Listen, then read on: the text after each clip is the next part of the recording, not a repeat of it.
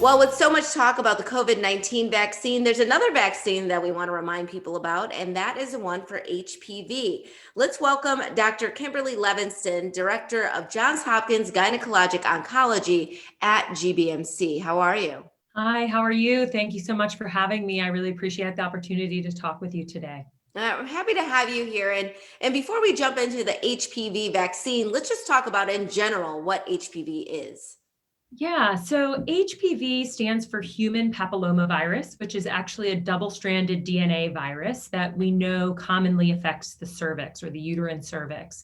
So this is the virus that is responsible for cervical cancers and unfortunately causes cervical cancers and is found in about over 99% of cervical cancers.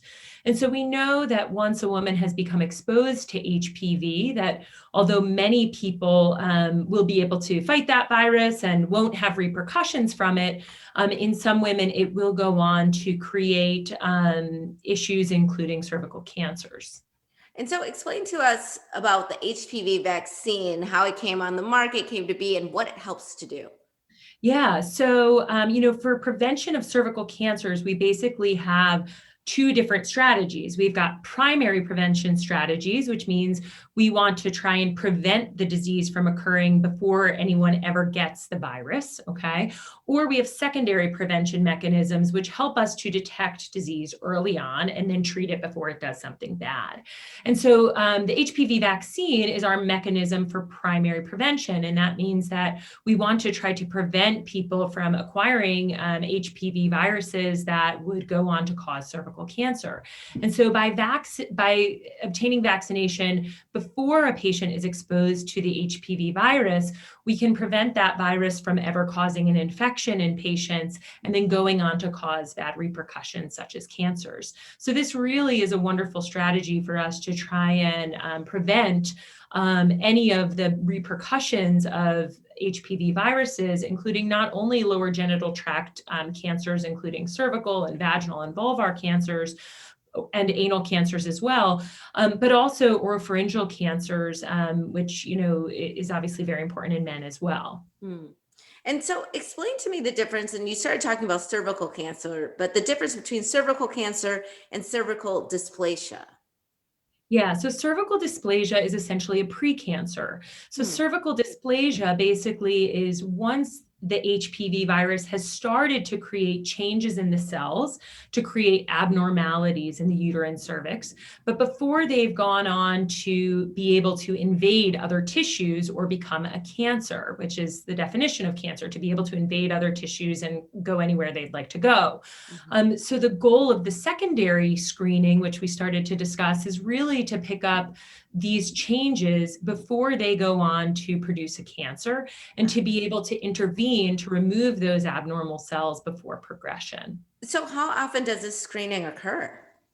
Yeah, so screening is really individually independent. And so, the easiest thing to say is right now, if you've had a negative pap smear and negative HPV testing over a period of time, then you wouldn't need a subsequent screen until another 5 years. However, for patients who have had a history of abnormal pap smears and or abnormal HPV testing, our screening algorithms are really what we call risk-based at this point. So we take into account patients' histories, any history of abnormal testing, abnormal biopsies, and then look at actually what the risk is for a cervical dysplasia or a cervical cancer, and then make adjustments to how often a woman needs to be screened based on exactly what their personal risk is. So it's very individualized, and there's not really an easy answer, and it really is something that each individual needs to discuss specifically with their individual practitioner. And that was the next question I had for you, is that why do people need to keep being screened? It definitely depends on the individual. Yeah, that's exactly right. I mean, throughout most of our lives, and right now, our screening protocols still say that up to the age of 65, for those women who have had completely normal history of screening for the past 20 years, that women at the age of 65 might be able to exit screening at that point. I want to clarify that that's not true for patients who have had a history of dysplasia, because of course, their risk still may exist for having a cervical dysplasia or cervical cancer. However, during that time period, up until the age of 65, even if you've had negative screening, it still is important to be screened, because HPV virus can subsequently cause changes to the cervix, which could go on to lead to a dysplasia or a cancer. A lot of helpful information and something that should be top of mind. I'm assuming that we can all go to the website, correct, to get some more information and get in contact with the practice. That is exactly right. Yes, I think you can see our website there, and we're always happy to answer any questions that you have. All right. Dr. Levinson, thank you so much for all of this important information. And we'll be right back with more Midday Maryland right after this. Stay tuned.